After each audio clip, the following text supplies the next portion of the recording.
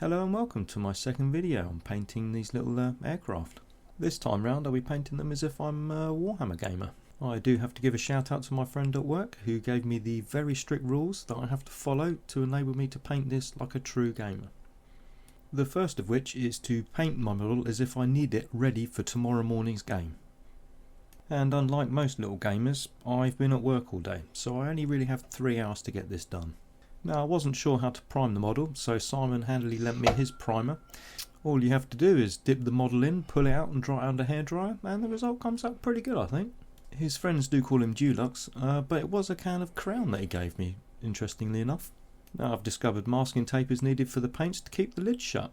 Now I've been told you're only allowed to use 3 colours. First will be the Cohorny Red. He kindly told me this is the club colour of the men/women with claw fingers. Secondly, I'll be using Wah Flesh. That's probably a colour of one of the weaker factions.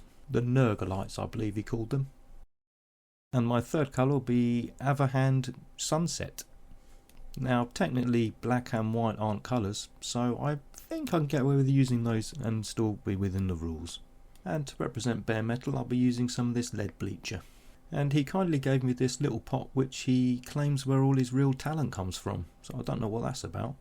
Now unfortunately I have to be constrained to using only products made by Citadel, which makes things even harder. But no one can deny the amazing tip on this brush will make things a lot easier for me. This brush does put my other ones to shame. And I have to use natural hair Kolinsky brushes, so I bought a couple off of a Chinese website. They do look pretty authentic to me. This will make fine detail a lot easier.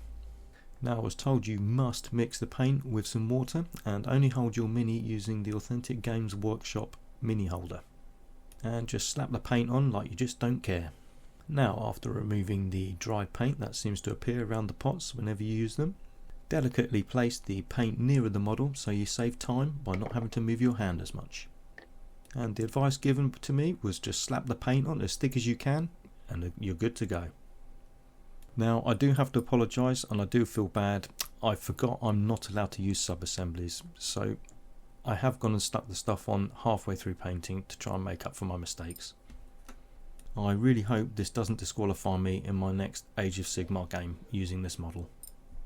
Now after painting the green fairy, you go back through the paints and keep touching up the model until you've finally used up that entire paint pot.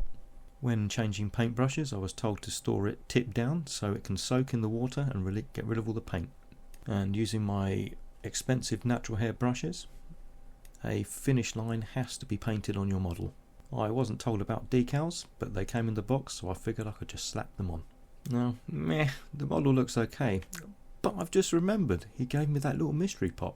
Now I was told all the Golden Goblin winners used this stuff and that nearly all wargame painters would be completely lost without this magical liquid. You just slap it on and let it pool everywhere and it does all the hard work and lifting for you. Now the only difficult technique that you have to use is to dry brush the model in, well, any sort of colour I was told, but I decided to pick silver. And then I was advised to buy the cheapest possible matte varnish I could find and spray it on the model and job's a good one.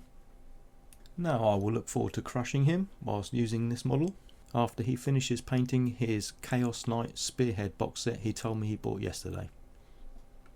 Now unfortunately I don't really know anything about Warhammer or Games Workshop, so I have relied on him heavily for the information for this video.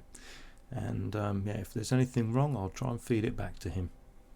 And if I've inadvertently broken the law by using the wrong bombs, I can quite easily just snap them off and just use the other ones in the box.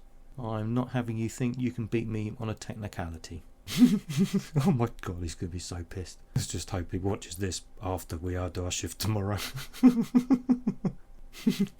Anyway, thanks for watching and I hope you learned something.